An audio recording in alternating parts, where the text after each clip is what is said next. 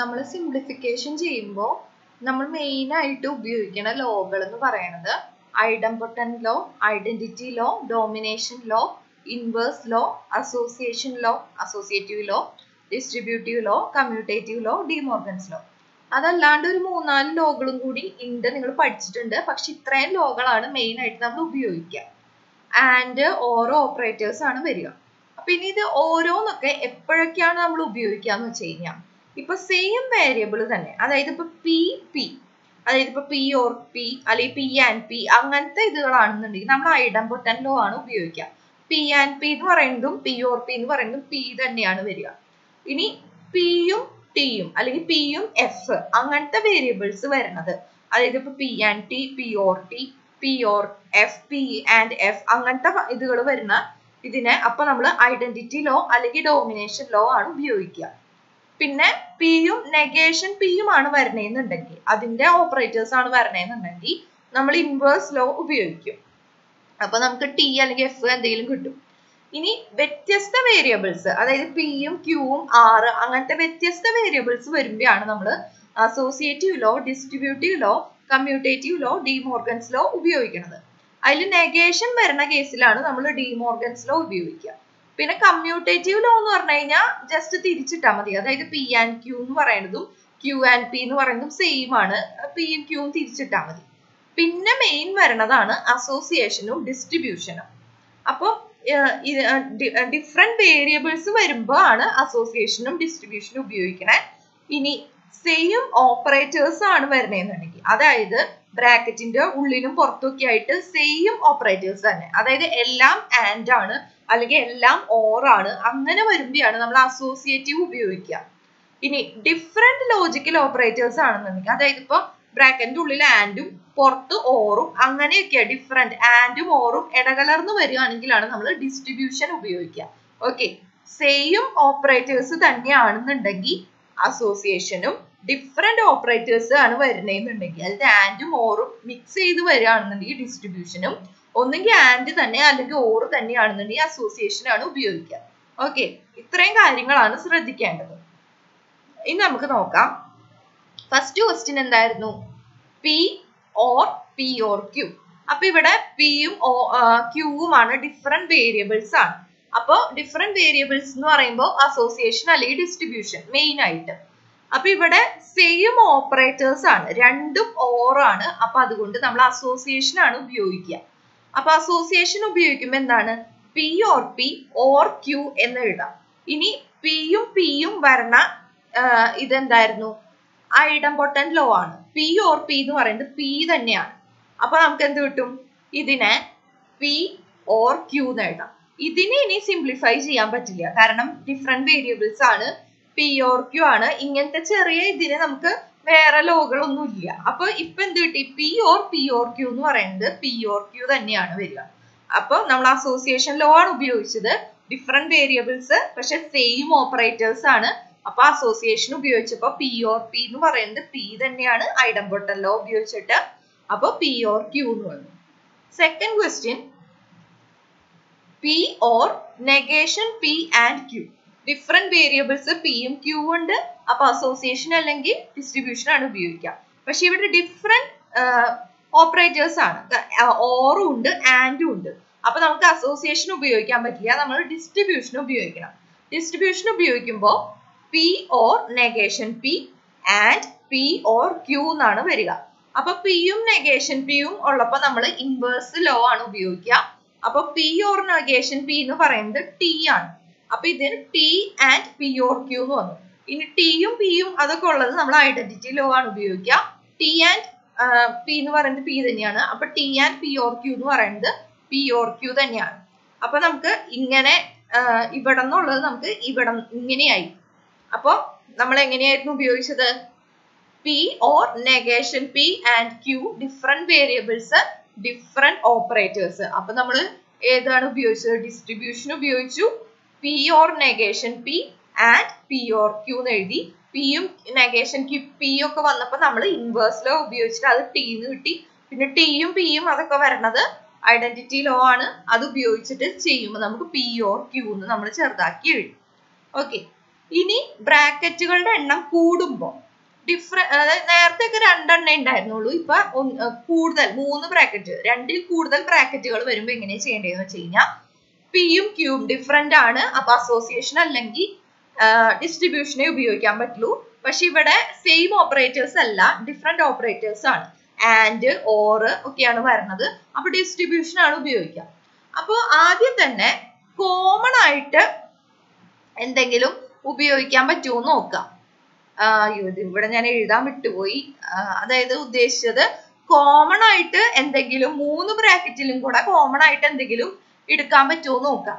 അപ്പൊ ചെക്ക് ചെയ്യുമ്പോൾ ഇതില് പി ആണ്, പക്ഷെ ഇവിടെ രണ്ടിടത്തും നെഗേഷൻ പി ആണ്. അപ്പൊ പിയും നെഗേഷൻ പിയും കോമൺ ആയിട്ട് എടുക്കാൻ പറ്റില്ല. പിന്നെ ഇവിടെ നെഗേഷൻ ക്യൂ ആണ്, ഇവിടെ നെഗേഷൻ ക്യൂ ആണ്, പക്ഷെ ഇവിടെ നെഗേഷൻ ക്യൂ അല്ല, ഇവിടെ ക്യൂ ആണ്. അപ്പൊ 3ലും കോമൺ ആയിട്ടൊന്നുമില്ല. അപ്പൊ 2 എണ്ണത്തിൽ കോമൺ ആയിട്ട് എന്തെങ്കിലും ഉണ്ടോ നോക്കുക. അപ്പൊ ഇത് രണ്ടും ചെക്ക് ചെയ്യുമ്പോൾ ഇവിടെ നെഗേഷൻ പി കോമൺ ആയിട്ട് എടുക്കാം. പിന്നെ അത് കഴിഞ്ഞുള്ള ഓപ്പറേറ്റർ ഏതാന്ന് നോക്കാം. ഇവിടെ ആൻഡ് ആണ്, ഇവിടെയും ആൻഡ് ആണ്. അപ്പൊ നമുക്ക് നെഗേഷൻ പി ആൻഡ് എന്നുള്ളത് കോമൺ ആയിട്ട് എടുക്കാം. ഓക്കെ, കോമൺ ആയിട്ട് വേരിയബിളും പിന്നെ ഓപ്പറേറ്ററും കൂടെ എടുക്കണം. അപ്പൊ രണ്ടും സെയിം ആണെന്ന് നോക്കാം. അല്ലെങ്കിൽ ഇപ്പുറത്തെ സൈഡ് നോക്കുമ്പോഴാണെങ്കിൽ ഇവിടെ അല്ലെങ്കിൽ ഇത് രണ്ടും നോക്കുകയാണെങ്കിൽ, അല്ലെങ്കിൽ കമ്മ്യൂട്ടേഷൻ ഉപയോഗിച്ച് നമുക്ക് ഇത് രണ്ടും തിരിച്ചെഴുതണം. എന്നിട്ട് ഇതിലും നെഗേഷൻ ക്യൂ, ഇപ്പുറത്ത് ആൻഡ്. അപ്പൊ ആൻഡ് നെഗേഷൻ ക്യൂ എന്ന് വേണമെങ്കിൽ എടുക്കാം. നമ്മൾ ഇങ്ങനെ ചെയ്താൽ മതി. അപ്പൊ ഒരു സ്റ്റെപ്പ് ഇത് തിരിച്ചിടേണ്ട സ്റ്റെപ്പ് ഒഴിവാക്കി കിട്ടും. അപ്പൊ നമ്മൾ നോക്കുക, ഈ 3 ബ്രാക്കറ്റില് ആദ്യം ഈ ബ്രാക്കറ്റ് നമ്മൾ അനക്കാണ്ട് അങ്ങനെ തന്നെ വെക്കുകയാണ്. P and negation Q or ഇത്രയും അനക്കാണ്ട് വെച്ചു. എന്നിട്ട് ഇത് രണ്ടിലൊന്ന് നമ്മൾ എന്താണ് പുറത്തെടുക്കേണ്ടത്? നെഗേഷൻ പി ആൻഡ് എന്ന് പറഞ്ഞ് പുറത്തെടുത്തു. ബാക്കി എന്തുണ്ട്? ഇവിടെ ക്യൂ ഉണ്ട്, ഇവിടുത്തെ ഓപ്പറേറ്റർ ഓർ ഉണ്ട്, ഇവിടെ നെഗേഷൻ ക്യൂ ഉണ്ട്. അപ്പൊ ക്യൂ ഓർ നെഗേഷൻ ക്യൂ എന്ന് വന്നു. ഇനി ഇത് എക്സ്പാൻഡ് ചെയ്ത് നോക്കിയേ. Negation P and Q or negation P and negation Q same തന്നെയാണ് വരിക. ഡിസ്ട്രിബ്യൂഷൻ ലോ ആണ് ഇവിടെ. ഇനി നമ്മൾ ചെയ്യുമ്പോൾ ക്യൂവും നെഗേഷൻ ക്യൂവും ഒക്കെ ഉള്ളത് ഇൻവേഴ്സ് ആണ്. ഇത് ചെയ്യുമ്പോൾ നമുക്ക് ടി എന്ന് കിട്ടും. അപ്പൊ ഇവിടെ ടി കൊടുത്തു. ഇനി ടിയും പിയും ഒക്കെ വരുന്നത് ഐഡന്റിറ്റി ലോ ആണ്. അപ്പൊ അത് ചെയ്യുമ്പോൾ ഇത് നെഗേഷൻ പി എന്ന് തന്നെ വന്നു. ഇവിടെ വീണ്ടും ഡിസ്ട്രിബ്യൂഷൻ ലോ ആണ്. ഡിഫറെന്റ് ഓപ്പറേറ്റേഴ്സ് പിയും ക്യൂവും ഉണ്ട്, ആൻഡും ഓർ ആണ്. അപ്പൊ വീണ്ടും നമ്മൾ ഡിസ്ട്രിബ്യൂഷൻ ഉപയോഗിക്കുമ്പോൾ എന്ത് വരും? P or negation P and negation Q or negation P എന്ന് വന്നു. എക്സ്പാൻഡ് ചെയ്യുമ്പോൾ ഇങ്ങനെ തന്നെ വരും.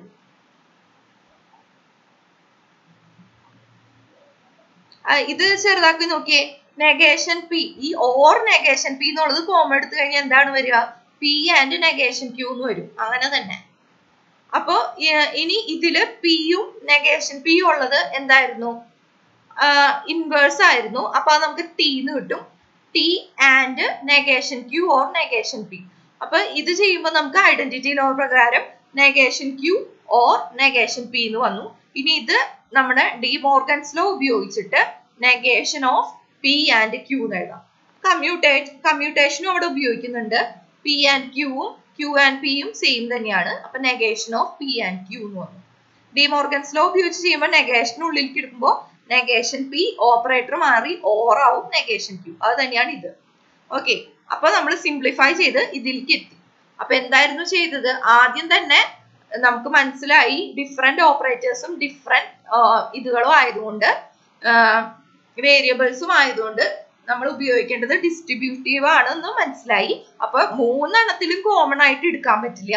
അപ്പൊ 2 എണ്ണത്തിൽ കോമൺ ആയിട്ട് നമ്മൾ എടുത്തു. ഇവിടെ നമ്മൾ കോമൺ ആയിട്ട് എടുത്തത് നെഗേഷൻ പി, അത് കഴിഞ്ഞിട്ടുള്ള ഓപ്പറേറ്റർ ആൻഡ് എന്നാണ്. ബാക്കി പോയിട്ട് ഇവിടെ എഴുതി. അപ്പൊ ഇത് നമ്മൾ ഇൻവേഴ്സ് ലോ ഉപയോഗിച്ച് എഴുതി. ഇവിടെ നമ്മൾ ഐഡന്റിറ്റി ലോ ഉപയോഗിച്ചു. വീണ്ടും ഇങ്ങനെ ഒരു സ്റ്റെപ്പിൽ എത്തി. ഇങ്ങനത്തെ സ്റ്റെപ്പിൽ എത്തുമ്പോൾ വീണ്ടും ഡിഫറെന്റ് വേരിയബിൾസും ഡിഫറെന്റ് ഓപ്പറേറ്റേഴ്സും ആണ്. വീണ്ടും നമ്മൾ ഡിസ്ട്രിബ്യൂട്ടീവ് ലോ ഉപയോഗിച്ചു.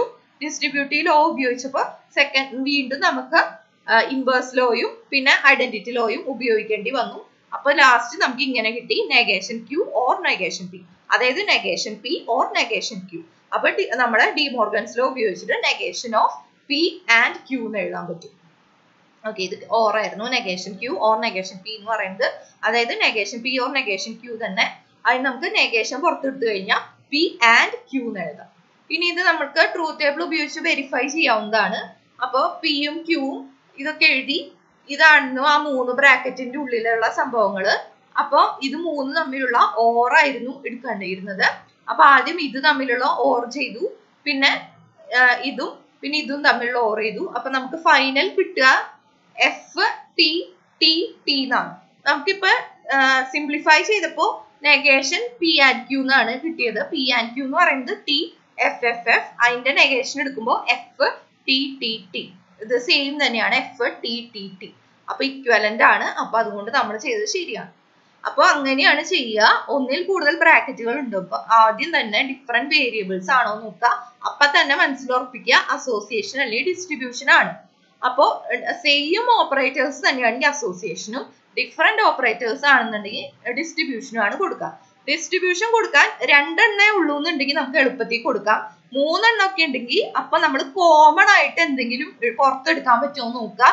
കോമൺ ആയിട്ടുള്ളത് പുറത്തെടുത്തിട്ട് ബാക്കി ഉള്ളിലിടും. അപ്പൊ നമ്മൾ കണക്കൊക്കെ ചെയ്യുമ്പോൾ അങ്ങനെ ചെയ്യാറില്ലേ? കോമൺ ആയിട്ടുള്ളത് പുറത്തെടുത്ത് ബാക്കി ഉള്ളിലിടും. അതുപോലെ തന്നെ എഴുതുക. അപ്പൊ പുറത്തെടുക്കുമ്പോൾ വേരിയബിളും ഓപ്പറേറ്ററും കൂടെ പുറത്തെടുക്കാം.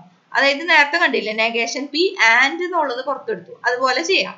എന്നിട്ട് ഉള്ളിൽ എഴുതുക. അപ്പൊ നമുക്ക് ചെയ്തു വരുമ്പോ പിന്നെ ഒന്നെങ്കിൽ അപ്പൊ പിയും നെഗേഷനും വരുന്നത് വരും. അപ്പൊ നമ്മള് ഇൻവേഴ്സ് ഉപയോഗിക്കും, അല്ലെങ്കിൽ പിയും ടിയും അല്ലെങ്കിൽ പിയും എഫും അങ്ങനത്തെ ഫങ്ഷൻസ് ഉള്ളത് വരും.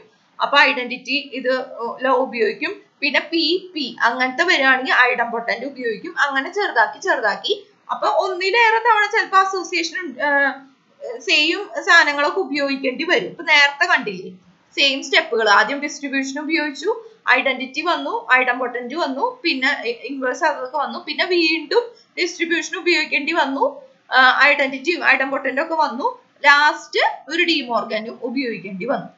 അപ്പൊ എന്നിട്ട് ഏറ്റവും ലാസ്റ്റ് നമ്മൾ ട്രൂത്ത് ടേബിൾ ഉപയോഗിച്ചിട്ട് ശരിയാണോ എന്ന് വെരിഫൈ ചെയ്ത് നോക്കാം.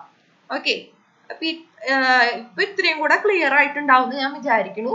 കുറച്ചും കൂടെ നിങ്ങൾ തന്നെ ചെയ്ത് നോക്കാം.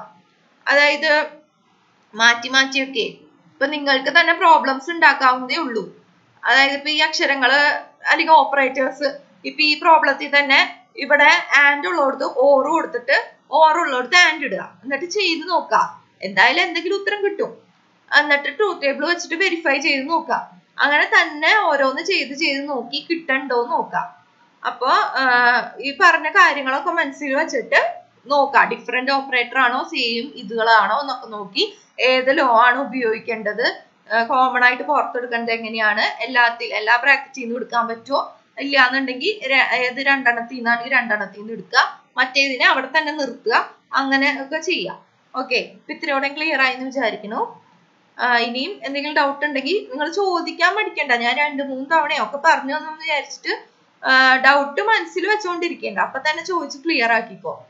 അപ്പൊ നിങ്ങക്ക് കിട്ടിയില്ല എന്നുണ്ടെങ്കിൽ അതൊരു വിഷമല്ലേ? അപ്പൊ എനിക്കും എന്തോ പോലെയാവും. അപ്പൊ നിങ്ങൾ ചോദിച്ചോ, എത്ര തവണ വേണമെങ്കിലും പറഞ്ഞു തരാനൊന്നും കുഴപ്പമൊന്നുമില്ല. നിങ്ങളും ആദ്യമായിട്ട് പഠിക്കണതല്ലേ. അപ്പൊ അതുകൊണ്ട് അങ്ങനെ വിഷമമൊന്നും വിചാരിക്കേണ്ട കാര്യമില്ല. അങ്ങനെ വിചാരിച്ചോണ്ടിരുന്നു കഴിഞ്ഞാൽ നിങ്ങൾക്ക് തന്നെ കിട്ടില്ല. അപ്പൊ അങ്ങോട്ടും ഇങ്ങോട്ടൊക്കെ ചോദിച്ച് ഹെൽപ്പ് ചെയ്തൊക്കെ പഠിക്കുക. നമ്മൾ പഠിക്കുമ്പോൾ നമ്മുടെ ഫ്രണ്ട്സിനെയും കൂടെ പഠിപ്പിക്കുക.